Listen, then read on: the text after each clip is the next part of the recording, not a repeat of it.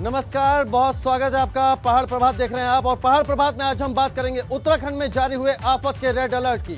13 की तबाही का ट्रेलर और जल प्रहार का रेड अलर्ट। हम क्यों कह रहे हैं, उसकी वजह है मौसम विभाग का रेड अलर्ट।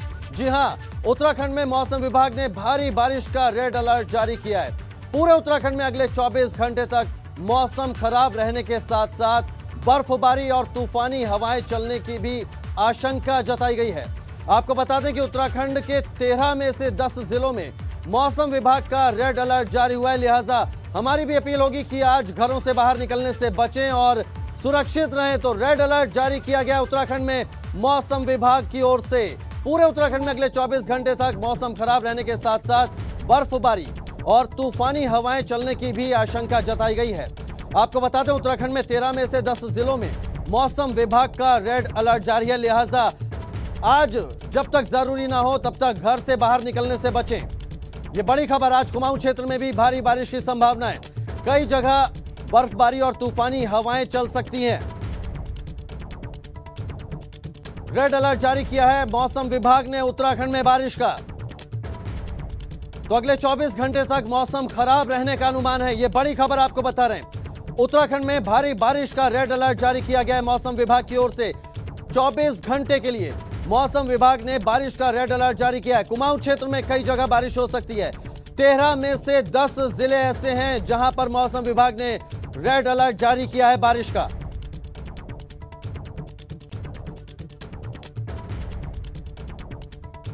तो अगले 24 घंटे तक मौसम खराब रहने का अनुमान है। 13 में से 10 जिलों में मौसम विभाग ने बारिश का रेड अलर्ट जारी किया है।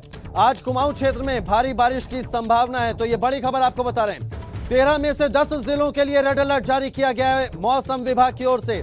आज बेहद सावधान रहने की जरूरत है उत्तराखंड में। अगर घर से बाहर निकलने हैं तो जब तक जरूरी ना हो तब तक बाहर ना निकलिए। साथ ही तीर्थ यात्रा पर भी रोक लगा दी गई है क्योंकि मौसम बेहद खराब रह सकता है। 60 से 70 किलोमीटर प्रति घंटा की रफ्तार से हवाएं चल सकती हैं। तेज हवाओं के साथ आंधी की आशंका मौसम विभाग ने जताई है। कई जगह ऊंचाई वाले पहाड़ी इलाकों में बर्फबारी की भी आशंका मौसम विभाग ने जताई है। ओले भी पड़ने की संभावना मौसम विभाग ने जताई है। तो आज पूरी तरह से उत्तराखंड में अगले 24 घंटे तक सावधान रहने की जरूरत है। मौसम विभाग ने तेज बारिश की आशंका जताई है, रेड अलर्ट जारी किया है। रेड अलर्ट का मतलब भारी से भारी बारिश होने की संभावना उत्तराखंड में मौसम विभाग ने जताई है।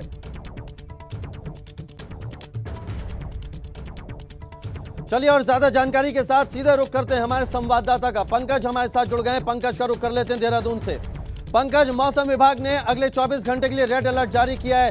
क्या कुछ चेतावनी और क्या कुछ चेतावनी जारी की गई है और किस तरह का सलाह दी गई है लोगों को?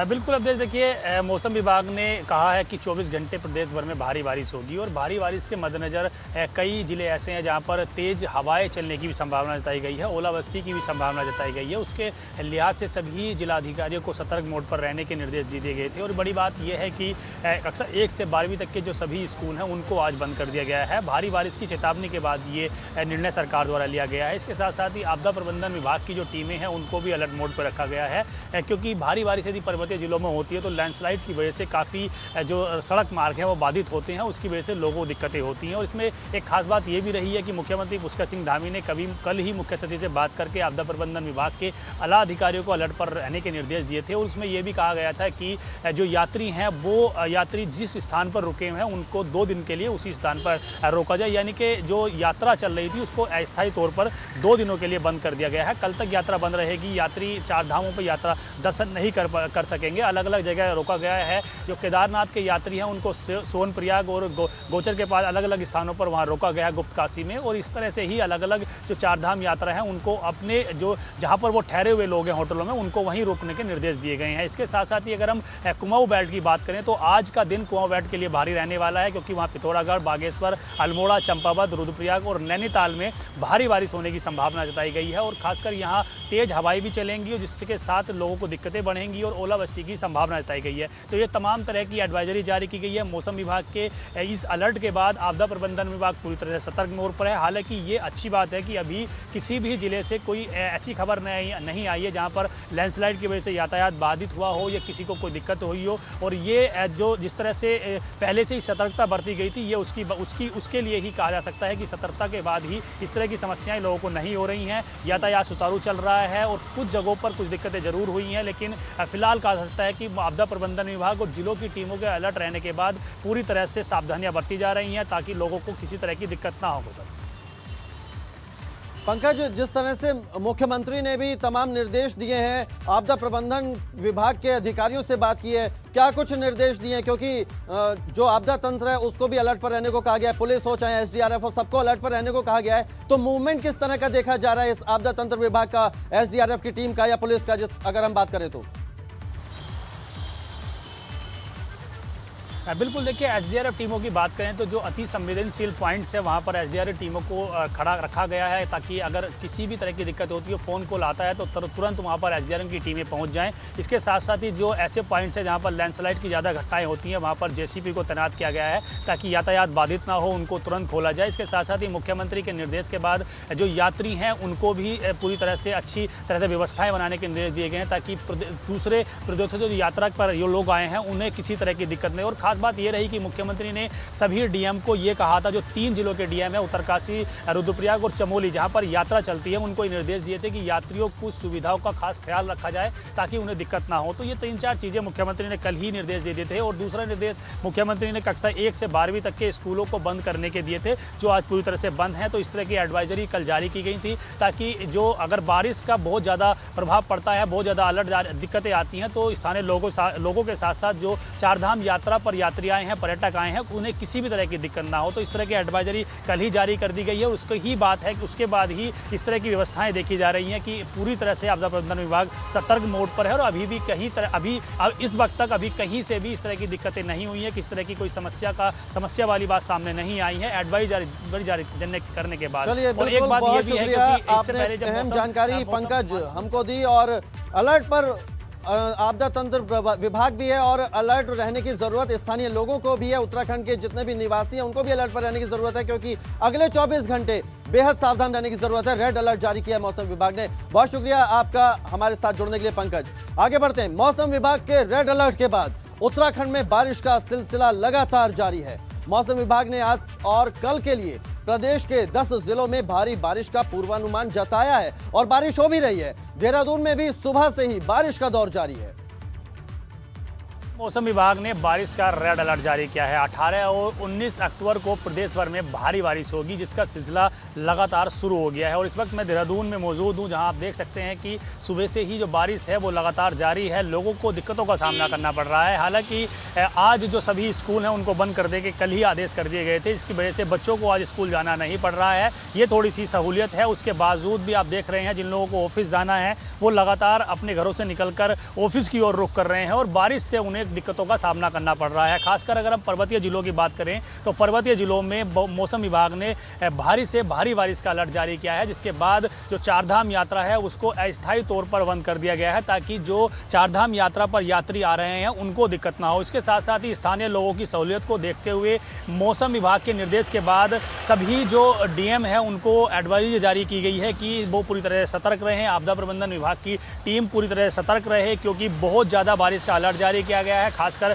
कुमाऊं के पिथौरागढ़, कुमाऊं क्षेत्र के पिथौरागढ़ में और बागेश्वर में, अल्मोड़ा में, नैनीताल और उधम सिंह नगर में इनमें भारी अलर्ट जारी किया गया है। कहा गया है कि इन क्षेत्रों में तेज आंधी तूफान के साथ साथ ओलावृष्टि हो सकती है। अगर गढ़वाल क्षेत्र की बात करें तो गढ़वाल के, देहरादून के पर्वतीय क्षेत्रों में, रुद्रप्रयाग, उत्तरकाशी और इसके अलावा अन्य सभी जिलों में बारिश का अलर्ट जारी किया गया है। 2 दिनों तक इसी तरह से मौसम का मिजाज रहेगा। और इस तरह की भी खबरें आई हैं कि चारधाम क्षेत्र के पर्वतीय क्षेत्रों में जो अधिक ऊंचाई वाले क्षेत्र हैं, 3000 से अधिक ऊंचाई वाले जो क्षेत्र हैं वहां पर बर्फबारी का सिलसिला जारी हो गया है। तो आने वाले दिनों में मौसम में भी ठंडक शुरू हो जाएगी और मौसम विभाग ने जिस तरह से एडवाइजरी जारी की थी उसके बाद आप देख रहे हैं कि जो बारिश है उसका सिलसिला लगातार जारी है। कल भी देहरादून में हल्की बारिश हुई थी और आज सुबह से ही बारिश का सिलसिला जारी है। इस लिहाज से कहा जा सकता है कि आने वाले 2 दिन लोगों पर भारी रहेंगे, क्योंकि बहुत ज़्यादा बारिश होगी। जो लोग ऑफिस या अन्य जगह पर्वतीय क्षेत्रों पर जा रहे हैं उनको दिक्कत होगी। और खासकर मुख्यमंत्री पुष्कर सिंह धामी ने सभी यात्रियों से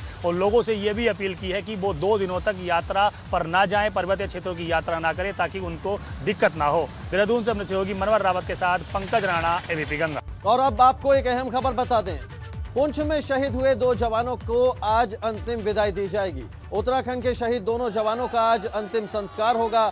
टिहरी के शहीद अजय सिंह रौतेला का आज अंतिम संस्कार होगा और इसके अलावा पौड़ी के शहीद हरेंद्र सिंह को भी आज अंतिम विदाई दी जाएगी। तो 2 तस्वीरें हमने आपको दिखाई, शहीद जवानों का अंतिम संस्कार होगा आज।